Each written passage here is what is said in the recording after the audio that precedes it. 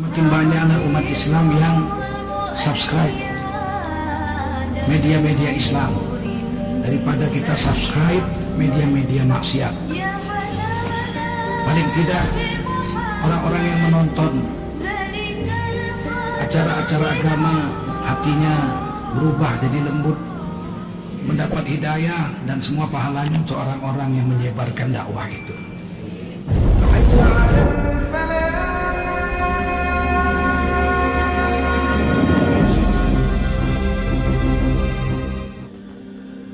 Kita umat Islam mayoritas, tapi kok tertindas. Kenapa?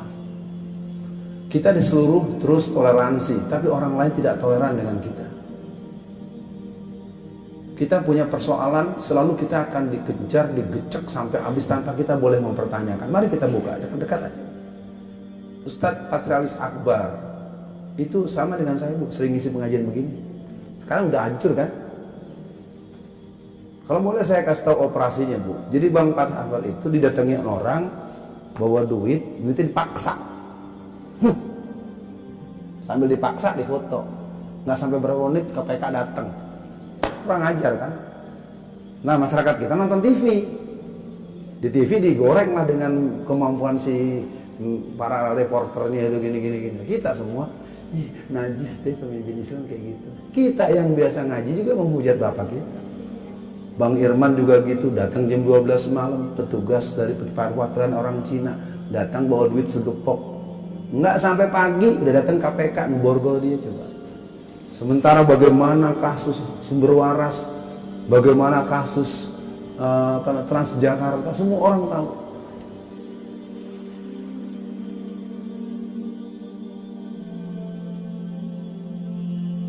Nah, artinya saya ingin mengajak ibu-ibu pada pagi ini, yuk kita boleh semangat, boleh panas, boleh ngebul. Kan dari awal saya bilang bakalan ngebul nih. Tapi kita mulai mikir nih, kita mulai dari mana ya? Nah, paling tidak saya kasih dulu data-data awal. Kelompok Cina memang telah membangun ini sejak ratusan tahun yang lalu. Benteng yang mulai kuat adalah ketika di awal Orde Baru. Ketika dia mulai urusan Jimbaran, urusan Tapos. Mudah-mudahan ibu-ibu ngerti, saya nggak usah terangin semua. Kemudian mereka mulai diberikan keleluasaan dengan kewarganegaraan. Kemudian dengan sangat sistematis, kita nggak boleh nyebut Cina, tapi suruh nyebut Tiongkok. Itu permainan semua, dan itu besar, miliaran itu nyogoknya sama semua orang-orang yang bikin. Itu alat untuk, karena Cina ini diaspora. Tolong catat ibu, jangan salah paham. Kita nggak bicara Karim Oe yang sudah syahadat. Tolong pahami, kita nggak bicara Safi Antonio yang sudah syahadat. Pahami, yang sedang kita bicarakan bukan kita benci pada sekelompok, tapi memang mereka punya nama diaspora. Diaspora Cina itu pertemuannya tiap tanggal 31 Desember di Singapura.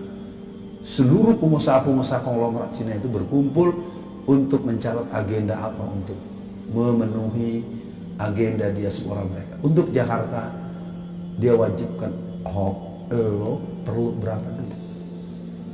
Itu yang mereka bahas, nggak kayak kita, kayak saya Alfian Tanjung yang dikenal analis intelijen, pakar PKI, nyalek 4 kali gagal. Kan mana ada orang mau bantuin orang lain? Itu kita kalau mau tahu. Beda dengan kader PKI. Kenapa Rifka Ciptaning jadi, Budiman Sujatmiko jadi?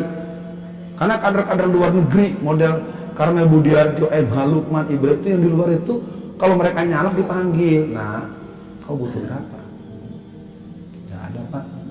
100-200, mana cukup? Nih saya kasih 20 miliar. Jadi sekarang di DPR paling cuma ada Fadlizon. Tapi Fadlizon kemarin kepincut datang ke tempat Donald Trump. Iya, kan itu kan semua orang tahu, Bu. Saya tidak bilang jelek atau saya hanya ingin katakan, kalau untuk urusan kontra ideologi dalam gerakan nasional, kalau ibu ikuti arus, cuma ada dua, ada Fadlizon, ada Alfian Tanjung. Fadli urusan komunis internasional, saya urusan komunis nasional dan lokal. Ini kalau kami keduluan ditangkap, kan ibu juga lihat kan bagaimana saya dipolisikan oleh Teten Mas Duki, ya kan? Saya mulai dilaporkan ke Barreskrim. Ini kan proses sambungan ketika Habib Rizik mendapat perlakuan, Ustadz Bahtiar Nasir juga, Munarman juga, Zaitun Rasmi mulai dicari-cari kesalahannya. Artinya pada pagi ini saya ingin mengajak ibu-ibu, saya tidak dalam posisi Alfian Tanjung yang harus dikasihanin, kesiannya Alfiannya kita bantuin, enggak. Sorry, bukan itu maksud saya. Yang ingin saya maksudkan adalah kita hari ini telah menggali kubur kita sendiri karena kita telah kehilangan banyak titik-titik strategis. Satu, tanah.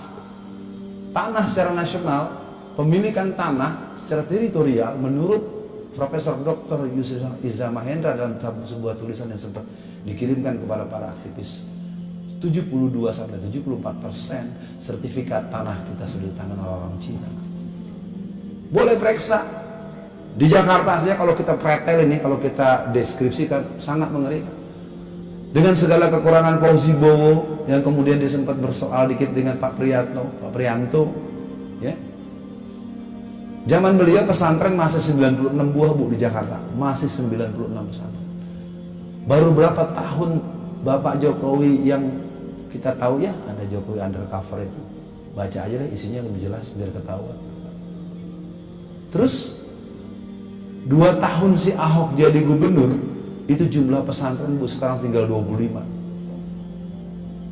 Masyarakat nggak tahu. Saya Pak yakin Ibu juga kalau nggak saya ceritain ini mungkin nggak ngeh juga. Ya, karena pesantren itu tanah wakafnya dikasih pajak yang sangat tinggi. Nggak sanggup, kan Ahok begitu terus ngomongnya. Dikasih tinggi, padahal tidak semua pesantren sekaliber Darun Najah.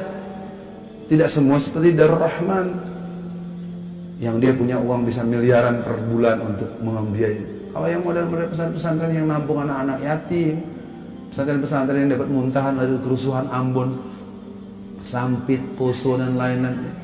Ya iya, kalau orang kafir maunya dihabisin. Nah sementara kita kan boro-boro, kalau bahasa Betawi, boro-boro mau nolongin, tahu juga baru sekarang. Ini kan persoalan kita, dan saya tidak dalam konteks sok tahu, sok menggurui atau sok nyalahin ibu-ibu, tidak. Saya cuma mau sekedar dalam bentuk tanggung jawab moral saya dan peran-peran analisis intelijen dakwah yang saya dalami selama 30 tahun lebih. Karena saya didikan langsung Pak Z. Maulani, ya, Pak Hussein Tamrin, mereka itu kader-kader PII semua, kakak-kakak kelas saya. Tapi kalau dalam peran-peran publik kan tidak mungkin mereka menyebut seperti yang saya lakukan. Paling tidak, qadarullah ibu hari ini berjumpa dengan saya, yuk kita pikir kita mau ambil yang mana, titik-titik mana yang kita mau mainkan. Saya sih nanti mungkin berharap setelah ini kita ada waktu dialog supaya kita bagi-bagi, karena walaupun terlambat ya.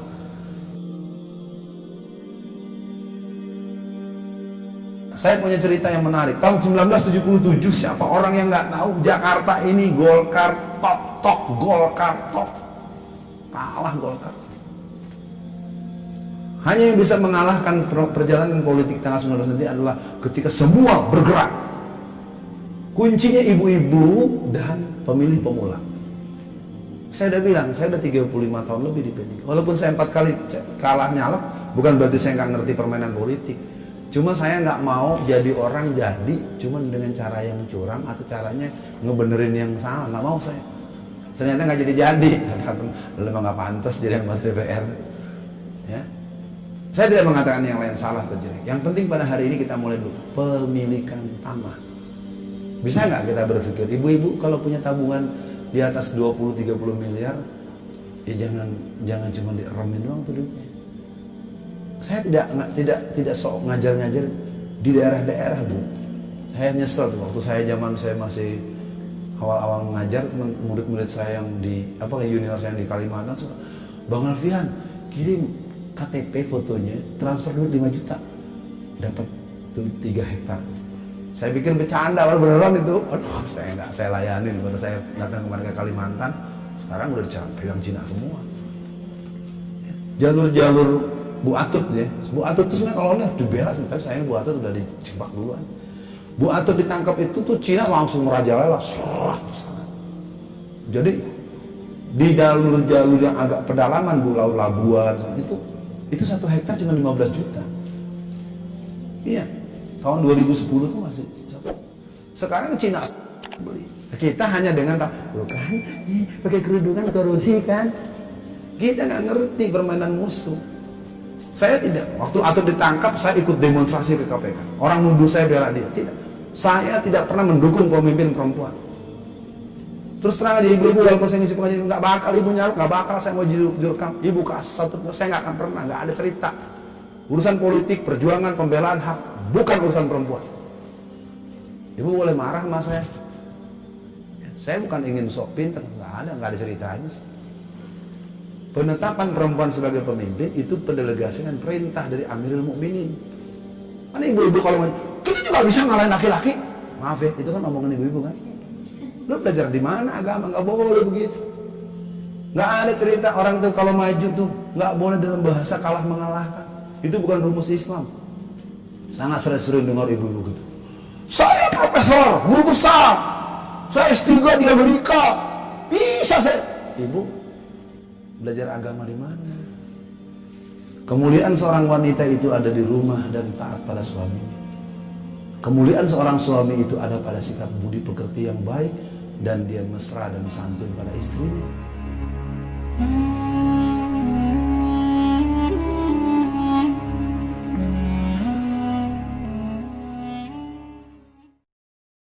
La